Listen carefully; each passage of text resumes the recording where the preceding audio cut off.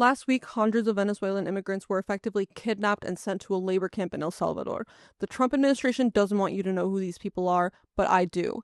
This is Francisco Garcia Cacique. He's 24 years old and he left Venezuela as a teenager seeking a better life. He spent 6 years in Peru as a barber, but as conditions deteriorated where he was living, he eventually went to the US as an asylum seeker in 2023. He was detained suddenly by ICE last month. Similar to the story of Mervin Marte Fernandez, he called his mom under the impression that he was being deported back to Venezuela, but then no one heard from him, and it wasn't until his brother identified him in a video posted by the president of El Salvador that they realized he wasn't coming home. Este chamo que está aquí se llama Francisco Javier García Cacique y es barbero. Siempre ha sido barbero desde que salió de aquí del país y no tiene antecedentes penales. Somos la voz de ellos que están allá detenidos.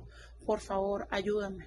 The US government has been intentionally very vague about the criteria that they're using to identify gang members, but DHS documents and officials have signaled that tattoos are being used as evidence. It is important to note that gang experts and also ICE's own intelligence have indicated that TDA is not a gang with identifying tattoos. In any case, the tattoos that ICE reportedly found suspicious on Francisco were the word peace and the name of his grandmother, mother, and sisters. And now he's at a labor camp in El Salvador, where they're not allowed to go outside, where they're not allowed to talk to family or lawyers, where they're being subjected to human rights abuses, they're being given 6 square feet of space each, stripped, shaved, beaten, humiliated, tortured. This is not justice. This is not protection. This is state-sanctioned disappearance under the guise of national security. And declaring people enemies of the country and detaining them without having to explain why, it's not going to end with undocumented immigrants. Francisco is not the only person this is happening to. If you want to understand a fuller scope of this issue, I'm documenting many more cases like his here on my channel.